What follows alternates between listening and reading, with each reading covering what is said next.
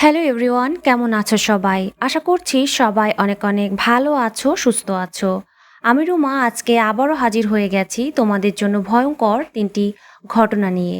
আশা করছি আজকের ৩টি ঘটনাও তোমাদের কাছে বেশ ভালো লাগবে। যেখানে ভূতের ভয়। সকলকে স্বাগত জানাচ্ছি ৭৮ নম্বর এপিসোডে। বন্ধুরা, আজকের ৩টি ঘটনাই কিন্তু বেশ ভয়ের। তো ভয় পেতে হলে আমার সঙ্গে থাকো। মূল ঘটনায় যাবার আগে একটু বলি, তোমরা যারা আমার চ্যানেলটিকে সাবস্ক্রাইব করেছো তাদেরকে অসংখ্য ধন্যবাদ জানাচ্ছি। আর যারা এখনও আমার চ্যানেলটিকে সাবস্ক্রাইব করোনি তারা প্লিজ আমার চ্যানেলটিকে সাবস্ক্রাইব করে দিও।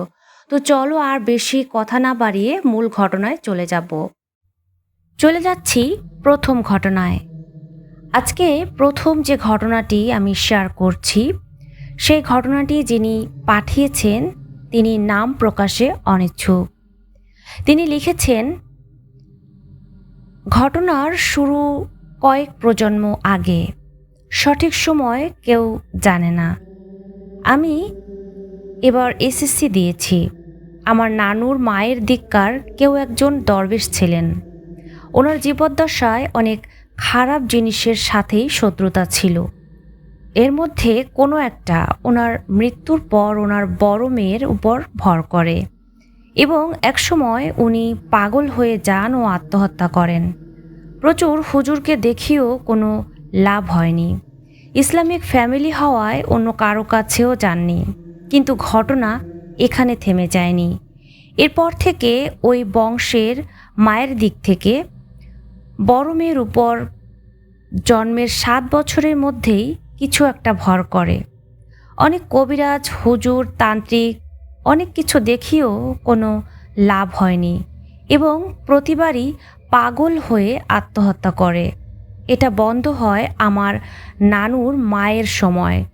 উনি স্বাভাবিকভাবেই মারা যান, কিন্তু ওনার সাথেও ওই জিনিসটা ছিল এবং আমার নানুর বড় মেয়ে হওয়ায় ওনার সাথেও কিছু একটা আছে। আমার নানা ভাই বিয়ের পর মশারির বাইরে ৩টা আগুনের গোলা দেখতেন। আমার নানুকে একবার মাছ পুকুরে রেখে এসেছিল, কিন্তু ভয়াবহ কিছু করেনি। এরপর আমার আম্মুর সাথে আসে। আমি নিজেও অনেকবার আম্মুর আশেপাশে অবয়ব দেখেছি, একটা না, অনেকগুলো। আমার বাসার ফাঁকা ঘর থেকে অনেক হাসাহাসির শব্দ আসে। একজন হুজুর বলেছেন একটা রুম ফাঁকা রাখতে এবং ওই রুম সব সময় বন্ধ রাখতে। গত ১৬ বছরে আমার জন্মের পর থেকে কেউ যায়নি ওই ঘরে। তবুও ওই ঘর থেকে অদ্ভুত শব্দ আসে, ঘ্রাণ আসে। অপরিচিত অনেকে ওই ঘরে মানুষ দেখেছে, কিন্তু ওই ঘরে ১৬ বছর ধরেই তালা মারা। লজিক্যালি ওটার এখন পরবর্তী বংশধরে চলে যাওয়ার সময়, কিন্তু আমার কোনো ভাই বোন নেই, আমি একা। তো এটা এখন আমাদের বাসার সবাইকে প্রচুর জ্বালাচ্ছে, বিশেষ করে আমাকে। গত ২-৩ বছরে এমন অবস্থা হয়েছে যে আমি একা ওয়াশরুমে যেতেও ভয় পাই। আব্বুকে দরজার বাইরে থাকতে বলি। ঘুমায়ও আমার কাজিনের সাথে। অনেক হুজুর, কবিরাজ দেখানো হয়েছে, কিন্তু কেউই কিছু করতে পারেনি। উল্টো তারা নিজেরাই বিরক্ত হয় এটার দ্বারা। আমাদের বাসায় নানুর দিকের কোনো মেয়ে আসলেও ঝামেলা করে। ওড়না দিয়ে গলায় ফাঁস লাগিয়ে দিয়েছিল আমার এক মামাতো বোনের। ভাগ্য ভালো নানু বুঝেছিল। আমি প্রতি রাতে দোয়া দরুদ পড়ে ঘুমাই, তবুও মাঝ রাতে জেগে যাই। আমার ঘরে ছায়া দেখি। আমার সাথে যারা থাকে সবাই দেখে। ঈদে আমাদের বাসায় দাদার বাড়ির মেহমান এসেছিল। তাদের সাথে কোনোদিন কিছু করেনি, কিন্তু আমার ২ বছর বয়সী চাচাতো বোন কাল রাত থেকে উন্মাদের মতো আচরণ করছে। আমরা ৪-৫ জন ছেলেও ওই বাচ্চাটাকে আটকাতে পারছি না। হুজুর এসে বলেছিল ওরা যেন এখান থেকে চলে যায়। তখন হুজুরের গলা চেপে ধরেছে। পরে হুজুর ওর শরীর বন্ধক করেছে আর চলে গেছে, কিন্তু আমার শরীরও বন্ধক করা। তবুও মাঝে মাঝে আমার গলা চেপে ধরে, বুকের উপর উঠে বসে। জাগ্রত অবস্থায় এটা বোবায় ধরা না। আমি ঠিক বোঝাতে পারবো না। আমি জেগে থাকা অবস্থায়ও এটা আমার বুকের উপর বসে পড়ে। আমার অ্যাজমা আছে, তাই এমন সময় আমার মৃত্যু অস্বাভাবিক কিছু না। কিন্তু এটা আমাকে মারে না, খালি কষ্ট দেয়। বাসা বদলানোর কথা আব্বু বলেছিল, কিন্তু হুজুর বলেছে এতে লাভ হবে না। আর এই বাড়ি এত বছরে কয়েকশো হুজুর দিয়ে বন্ধ করানো, তাও এটার এত শক্তি। নতুন বাসায় গেলে আরও বেশি হবে। আমার নানুর বাবার বাড়ির পাশে একজন বয়স্ক হুজুর আছেন, যিনি এ সম্পর্কে সব জানেন। উনি বলেছেন এটা এখন পরবর্তী বংশধরে যাওয়ার জন্য তরপাচ্ছে, এজন্য এত ঝামেলা। আজ দুপুরেও আমার গলা চেপে ধরেছে, স্পষ্ট দাগ ছিল। এর থেকে বাঁচার কি কোনো উপায় নেই? এই ঘটনাটা যদি ভালো লাগে সকলকে শেয়ার করবেন, এবং কারোর কাছে যদি এটার কোনো উপায় থেকে থাকে তাহলে প্লিজ আমাকে জানাবেন। ধন্যবাদ। বন্ধুরা, এটা ঠিক ঘটনাও নয়, কিন্তু একজনের সাথে প্রতিনিয়ত ঘটে যাচ্ছে। তোমাদের কারোর কাছে যদি এটার কোনো সলিউশন থাকে তাহলে কমেন্ট বক্সে অবশ্যই জানিও। যেখানে ভূতের ভয়।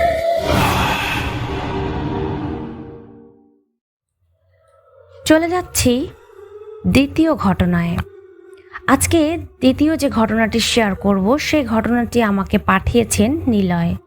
তিনি লিখেছেন, আমি সব সময় ঢাকা থেকে রাত্রে বাড়িতে যাই, কারণ ছুটি পাই কম। আবার চিন্তা করি যে রাত্রে চলে গেলে পরদিন সকালটা বাসা থেকে শুরু করা যাবে। ছাত্র অবস্থায় ক্লাস শেষ করেই রওনা হয়ে যেতাম। এখনও অফিস শেষ করে যাই। সোজা মহাখালী, তারপর ময়মনসিংহ, হালুয়াঘাট, মোটামুটি 6 ঘন্টা।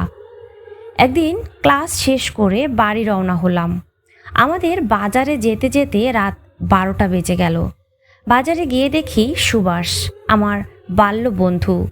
আমাকে দেখেই বলল, আমরা তো প্রতিদিন রাতে কদমতলী জংশনে আড্ডা দেই, তুই খেয়ে চলে আসিস। বাজারেই আমার বাসা। বাসায় গিয়ে আমার সাথে কথা বলতে বলতে খাওয়া শেষ করলাম। 1টার দিকে গিয়ে কাউকে না পেয়ে ভাবলাম সবাই হয়তো চলে গেছে। আমি 2টা সিগারেট কিনে কদমতলী জংশনের দিকে রওনা হলাম। বাজার থেকে কদমতলী জংশনের দূরত্ব 2 কিলোমিটার। তখন আষাঢ় মাস, আকাশে চাঁদও আছে, কিন্তু আষাঢ়ের মেঘ এবং চাঁদের আলো দুইটা মিলে একটা অদ্ভুত আলো আধারের খেলা চলেছে। এই কালো অন্ধকার আবার যেন ভরা পূর্ণিমা। একটা সিগারেট ধরিয়ে রাস্তায় হাঁটছি, কিছুটা ভয়ও লাগছে। এমন রাতে একা একা হাঁটলে ভূত প্রেতের কথা তো একটু বেশি মনে পড়ে। বামে ঘন জঙ্গল থেকে ঝিঝি পোকার শব্দে একটা অদ্ভুত সুর যেন সৃষ্টি হচ্ছে, যে সুরের তালে তালে নিজেকে নিয়ে খুব হারিয়ে যেতে ইচ্ছা করে। মাঝে মাঝে গভীর জঙ্গল থেকে 2-1টি কাক বড্ড বেসুরো কণ্ঠে কাকা করছে। আমি জংশনের কাছাকাছি যে জায়গায় শ্মশান ঘাটটা, ঠিক সেই জায়গায় চলে আসলাম। এখান থেকে আমাদের যে জায়গায় বসে আড্ডা দেওয়ার কথা সেই জায়গাটা স্পষ্ট দেখা যায়। আমি কাউকে দেখতে পেলাম না। মনের ভিতর একটা ভয়ও জেগে উঠল। এই কারণে গভীর জঙ্গলের পাশ দিয়ে পিছনেও যেতে ইচ্ছে করছে না, কারণ এই জায়গার বাম দিকে কংস নদী আর ডান দিকে খোলা মাঠ, যার দরুন গা শিরশির করা অন্ধকার ভাবটা এখানে নেই।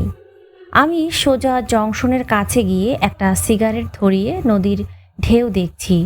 ভয়টা কাটানোর জন্য জোর করেই যেন অন্যমনস্ক হয়ে যেতে চাইলাম। মাঝে মাঝে কয়েকটা কলা গাছ নদী দিয়ে ভেসে যাচ্ছে। দূর থেকে দেখে মনে হচ্ছে কোনো লাশ ভেসে যাচ্ছে। হঠাৎ একটি কান্নার শব্দ শুনতে পেলাম। কিছুটা ভয় পেয়ে গেলাম। আমার কাছ থেকে হাত বিশেক দূরে ঠিক আমার বাম দিকে তাকিয়ে দেখি একটা ঘোমটা দেওয়া মহিলা বসে আছে, আর ওইখান থেকেই কান্নার আওয়াজ আসছে। ভয়ে আমার আত্মা চলে যাওয়ার অবস্থা। শরীর দিয়ে ঘাম পানির মতো বের হচ্ছে, যেন আমি কোনো ঝর্ণার নিচে দাঁড়িয়ে আছি। ডাকবো ডাকবো ভেবেও না ডেকে আমি সোজা বাসার দিকে রওনা হলাম। বাসায় গিয়ে হাত মুখ ধুয়ে শুয়ে পড়লাম। পরদিন সকালে আমাকে সব ঘটনা খুলে বললাম। আম্মা বলল, সুভাষ তো ময়মনসিংহ গিয়েছিল 3 দিন আগে, ও আসবে নাকি আরও 2 দিন পরে। আম্মার বলা কথাটা শুনে যেন নিজের কানকে বিশ্বাস করতে পারলাম না। তাহলে সুভাষের চেহারা নিয়ে কে আমাকে বলেছিল কদমতলী যাওয়ার জন্য? শেষে আম্মা যা বলেছিল তা ছিল এই রকম।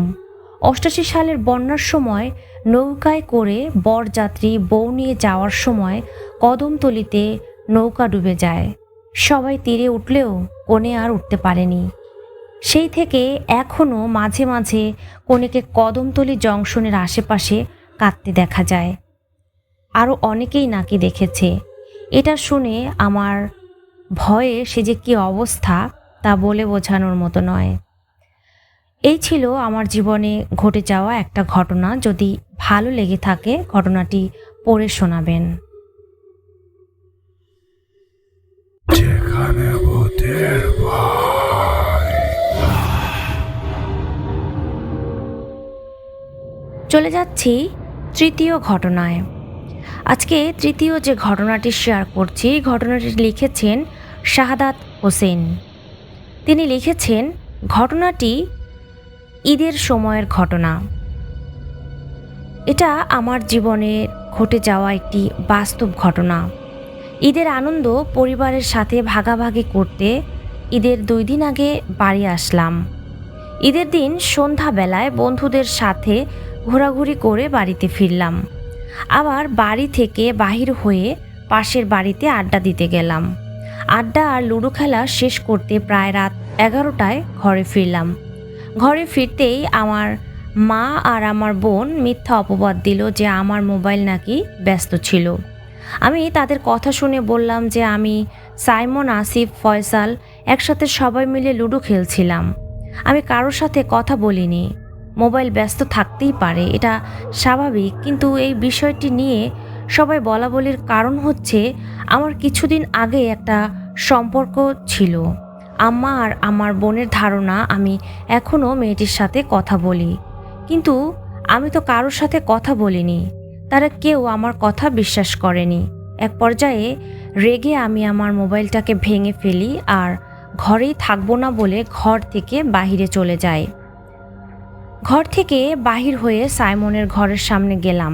সাইমনকে দেখতে না পেয়ে আমাদের বাড়ির সামনের রাস্তায় প্রায় 25 মিনিট বসে থাকি। রাত তখন আনুমানিক 11:30 হবে। বসে বসে ভাবতে লাগলাম আজকের রাতটা কোথায় কাটাবো। ভাবলাম আসিফের সাথে থাকবো, কিন্তু চিন্তা করলাম না, আসিফের বাসায় যাওয়াটা ঠিক হবে না। পরে ভাবলাম মসজিদের বারান্দায় থাকবো। যেই ভাবা সেই কাজ। চট করে চলে আসলাম মসজিদে। মসজিদের সদর দরজা তালা দেওয়া। বারান্দায় থাকতে হবে। বারান্দায় প্রবেশ করে প্রায় 30 মিনিট বসে থাকলাম। চোখে কিছুটা ঘুমের আগমন ঘটেছে, তাই একটি হাত মাথার নিচে দিয়ে শুয়ে পড়লাম মসজিদের কার্পেটে। কিন্তু আমার ঘুম চলে গেল, কিছুতেই আর ঘুম আসছে না। মসজিদের বারান্দায় পায়চারি করতে লাগলাম, এদিক থেকে ওদিক। কিছুক্ষণ পর পর শুয়ে থাকি, বসে থাকি। এমন করতে করতে রাত প্রায় 2:18। হঠাৎ একটা জিনিস লক্ষ্য করলাম আমি, যে যখন আমি ঘুমানোর জন্য চোখ বন্ধ করি তখন কেউ আমাকে লুকিয়ে লুকিয়ে অনুসরণ করছে। অনেকটা ব্যাপার হচ্ছে যে কিছুক্ষণ পরপরই অদ্ভুত রকমের গন্ধ নাকে ভেসে আসছে। এমন সব অদ্ভুত রকমের কাণ্ড দেখে কিছুটা ভয় পেয়ে যাই আমি। ঘড়ির কাঁটা তখন 3:20। হঠাৎ 4 জন লোক আমার সামনে এসে হাজির। এই 4 জন হলো আমার আম্মা, বোন, আসিফ আর সাইমন। তাদেরকে দেখে আমি রীতিমতো ঘাবড়ে যাই। তারা 4 জনই আমাকে বলল, চল ঘরে ফিরে চল। আমার কিছুটা সন্দেহ জাগে মনে। এত রাতে আম্মা, আসিফ আর সাইমনকে ঘুম থেকে উঠিয়ে আমাকে খুঁজতে বের হলো, আবার খুঁজেও পেয়ে গেল। ব্যাপারটা আমার কাছে রহস্যময়। মসজিদের ভিতর মহিলাদের প্রবেশ নিষেধ, কিন্তু আশ্চর্যের বিষয় আমি যেটা লক্ষ্য করলাম, আম্মা আর আমার বোনের সাথে থাকা আসিফ, সাইমন তারা কেউই মসজিদে প্রবেশ করছে না, শুধু মসজিদের সামনের সিঁড়িতে দাঁড়িয়ে আমাকে ডাকছে ঘরে ফিরে যেতে। পূর্বের গন্ধ, আমাকে লুকিয়ে অনুসরণ করা, সব কিছু মিলিয়ে আমি বুঝতে পারলাম আমার সামনে যারা দাঁড়িয়ে আছে হয়তো মানুষ না, প্যারানর্মাল টাইপের কিছু হতে পারে। আল্লাহর অশেষ রহমতে মাথায় উপস্থিত বুদ্ধি চলে আসলো। আমি তাদেরকে বললাম, আমি তোমাদের সাথে যাব। আসিফকে বললাম, আসিফ তুই আমার ঘর থেকে ম্যাচ লাইটটা নিয়ে আয়। তারা সবাই আমাকে বলল, ম্যাচ লাইট দিয়ে কি করবি? আমি বললাম, আমার কাজ আছে, তোরা নিয়ে আয়, যদি না নিয়ে আসিস তাহলে আমি তোদের সাথে যাব না। পরে সবাই চলে গেল ম্যাচ আনতে এবং 2 থেকে 3 মিনিটের মধ্যেই আবার ফিরে আসলো, তবে গ্যাস লাইট নিয়ে নয়, ম্যাচ নিয়ে। দেশলাই কাঠির ম্যাচ নিয়ে আসলো। তখন আমিও অবাক হলাম, আমাদের ঘরে, বিশেষ করে আমার ঘরে দেশলাইয়ের কোনো ম্যাচ নেই। তাহলে এটা কোথা থেকে আনলো? ম্যাচটা ছিল আসিফের হাতে। আমি আসিফকে বললাম, ম্যাচটা আমার কাছে দে। আসিফ দিচ্ছে না, বলছে আমার হাত থেকে নে আর চল বাড়ি ফিরে যাই। আমি বললাম, তুই ম্যাচ নিয়ে মসজিদের ভিতরে আয়, বাহিরে দাঁড়িয়ে আছিস কেন? আমাকে সে বারবার বলছে তার কাছে যেতে। আমি বললাম, আচ্ছা তুই এক কাজ কর, ম্যাচটা আমার দিকে ছুঁড়ে দে। এক পর্যায়ে সে ম্যাচটা আমার দিকে ছুঁড়ে দিল। আমি নাড়া দিয়ে দেখলাম যে বেশ কয়েকটা কাঠি আছে ভেতরে। তারপর আমি বসা থেকে উঠে দাঁড়ালাম, ম্যাচ বক্স থেকে একটা কাঠি নিয়ে মুহূর্তের মধ্যে আগুন ধরালাম। আমার সামনে থাকা 4 জন ব্যক্তি চোখের পলকেই সাথে সাথে কালো ধোঁয়া হয়ে সারা মসজিদ যেন উল্টিয়ে ফেলবে এমন অবস্থা করে মসজিদ ত্যাগ করলো। পরে আমি ফজরের আজানের 5 মিনিট আগেই মসজিদ থেকে বের হয়ে আমাদের ঘরের বারান্দার রুমে এসে শুয়ে থাকি। এরপর কখন যে চোখ লেগে গেল বুঝতে পারিনি। সকালে উঠে দেখি 8টা বাজে, আর তাদের দেওয়া ম্যাচ বক্সটা আমার বালিশের পাশেই আছে। এই ছিল আমার জীবনে ঘটে যাওয়া ঘটনা। যদি ঘটনাটি ভালো লেগে থাকে তাহলে ঘটনাটি পড়ে শোনাবেন। বন্ধুরা, আজকের 3টি ঘটনা তোমাদের কাছে কেমন লেগেছে আমাকে কমেন্ট করে জানিও। আর তোমরা যারা আমাকে ঘটনা পাঠাতে চাও তারা ঘটনা লিখে আমাকে মেইল করতে পারো। মেইল অ্যাড্রেস ডেসক্রিপশন বক্সে দেওয়া আছে। তবে আজ এ পর্যন্তই। পরবর্তী এপিসোডে নতুন নতুন ঘটনা নিয়ে হাজির হব। সেই পর্যন্ত সবাই ভালো থেকো, সুস্থ থেকো। Tata, bye bye.